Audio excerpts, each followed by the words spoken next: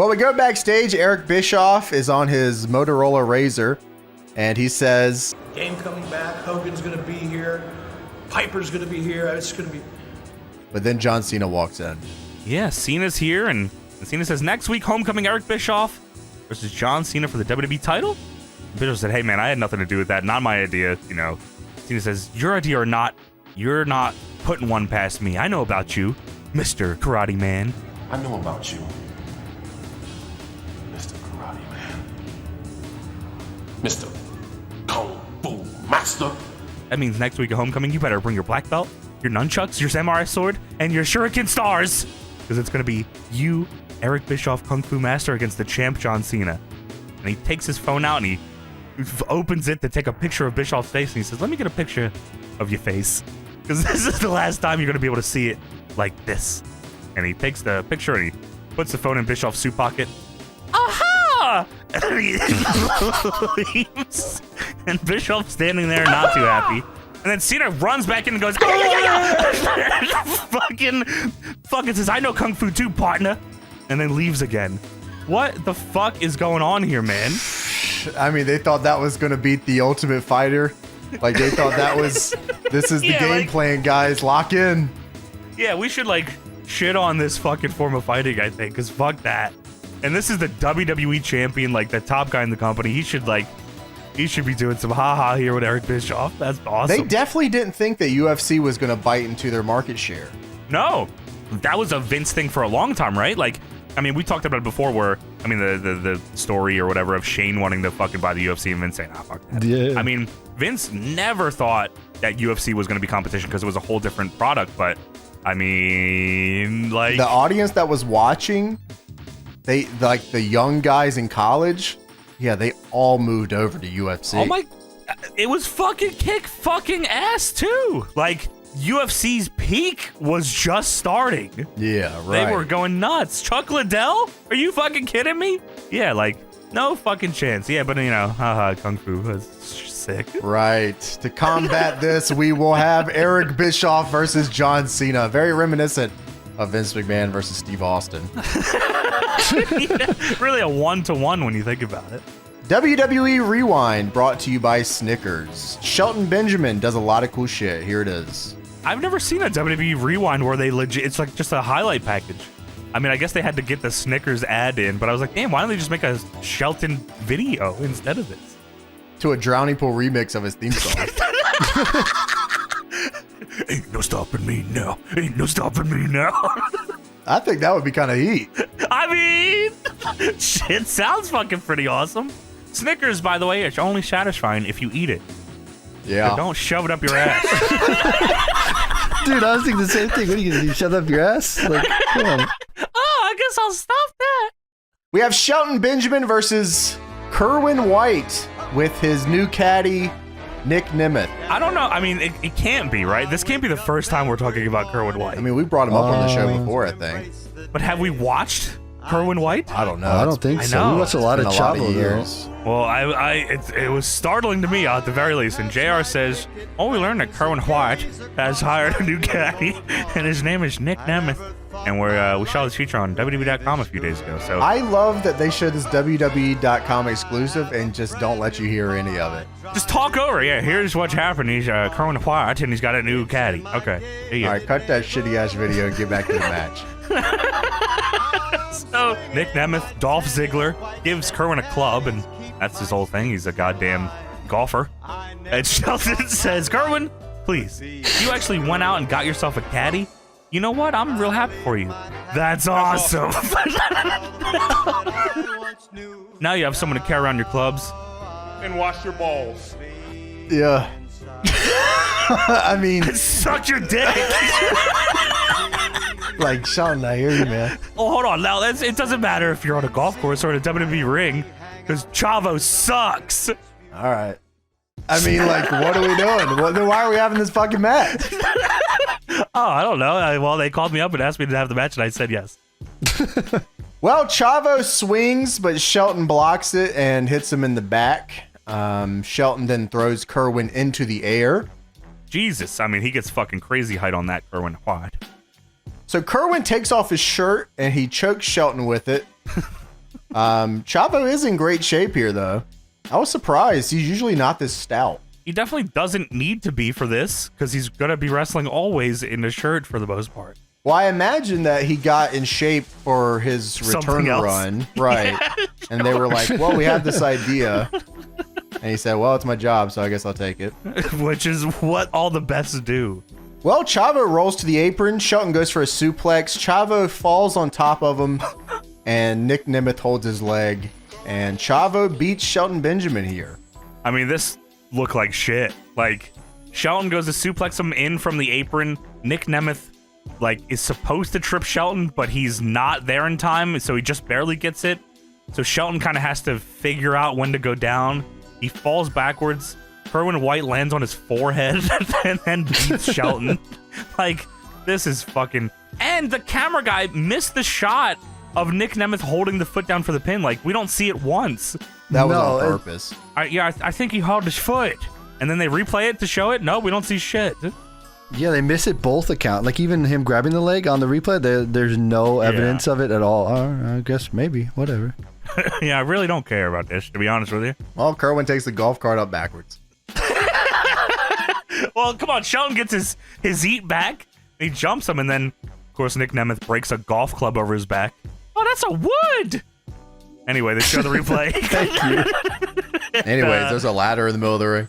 Yeah, dude, yeah. Kerwin, he goes to drive the golf cart and drives it almost into the apron first, and then he backs up the ramp. And we're hyping up the main event tag tables match. And Jared says, what a tag team tables match, what a match is going to be. But, hey, wait a second. What's going on in the ring? And someone's in the ring setting up a ladder. And Coach says, well, they're setting up a ladder, obviously. But why? Why? JR should have hit the ring. What the fuck are you doing? Push the ladder over, kick the guy's ass. So the reason we have a ladder in the ring is because there is a Edge and Lita town hall. Of course. Lita's out here with Edge. Lita has a neck brace. Edge has the Money in the Bank briefcase. I think what happened here was Matt hit her with a twist of fate. We're in the ring, and Lita says that Matt thinks he accomplished something by giving me a twist of fate, but you know what he did? He accomplished and proved what a pathetic loser he is and refuses to move on with his life. But Matt, I'm going to go out on a limb here. I'm going to speak for the world. We're going to be fine without you, okay? We're moving on. And I know a lot about Twist of Fate. The crowd chants slut. Dude, immediately, what the hell? He just says, I don't know if any of these pathetic losers are ready to move on. And, you know, I know a lot about Twist of Fate, and some can be vicious, others rather ironic.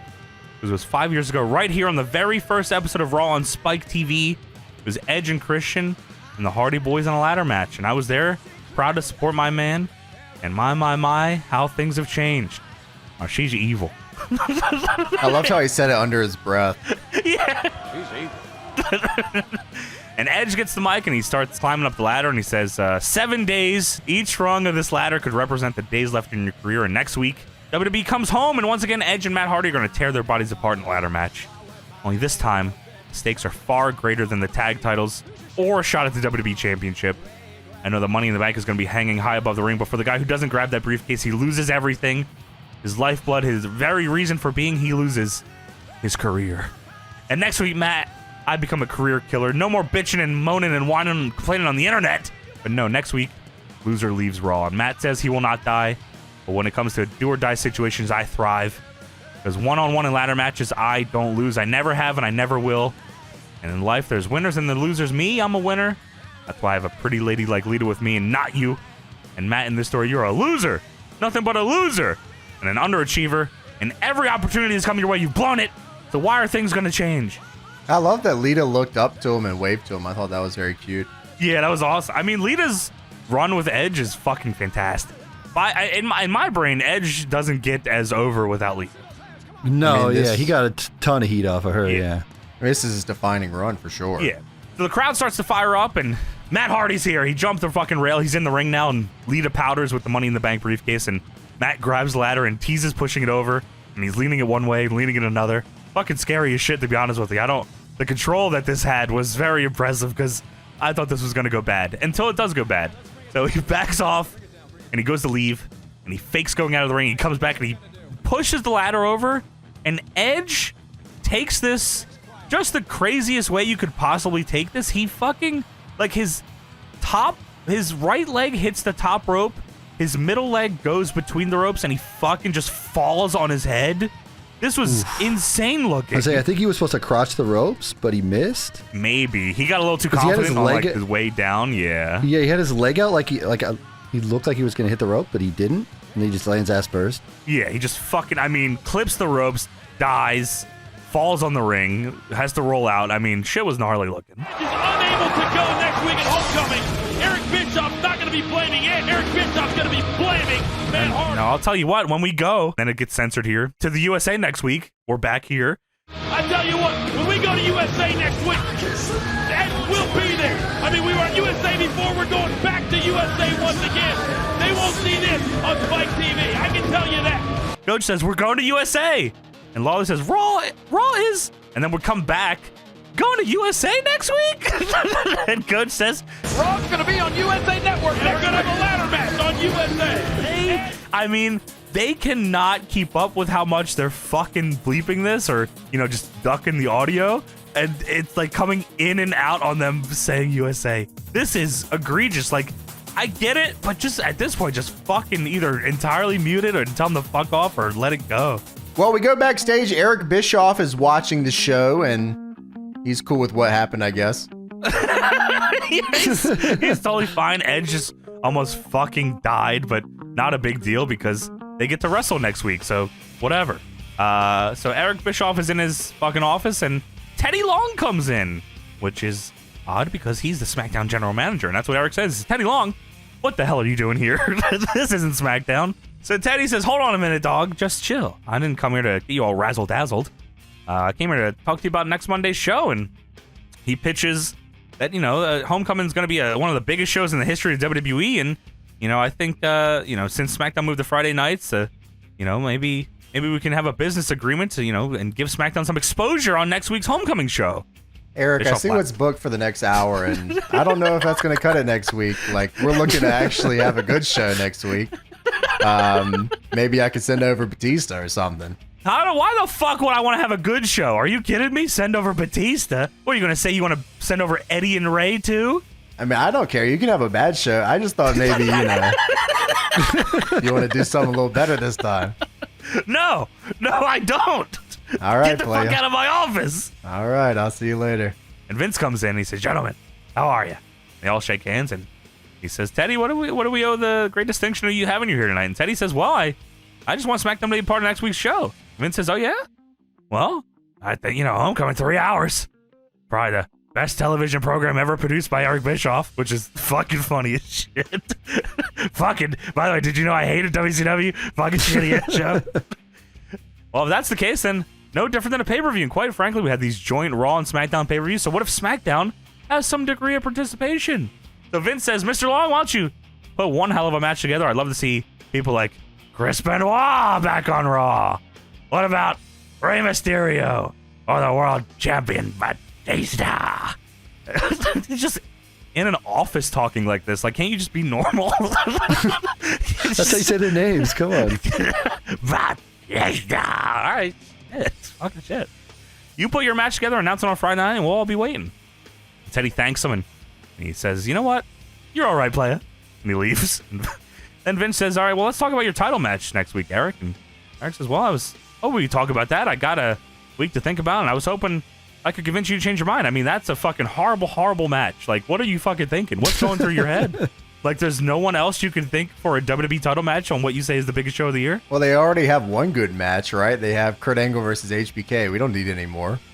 Yeah, I guess you're right. Like, why fill the whole show with great stuff? Why have 3 hours of entertainment when you could just have 30 minutes? So Vince tells him, your point should be this and only this. Who the hell are you? You're Eric Bischoff. That's who you are. The man who single-handedly damn near brought the WWE down to its knees. You need some help. Somebody of the name of Ted Turner, Time Warner. You got the same resources now that you had then. You got friends, Eric. And you are one of the most ruthless sons of bitches I've ever seen in my life. And that's a good thing. You want to shake up the WWE? You want to present the most memorable Raw of a lifetime?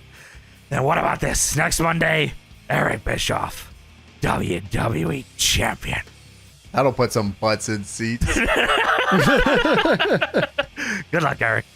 Vince leaves and Eric's happy about this. And I mean, Classic. classic is right. Actually, that's like sums it up pretty well. Classic. If you say classic WWE, like something in this world would pop into my head. Well, we have Val Venus and Viscera versus Lance Cade and Trevor Murdoch.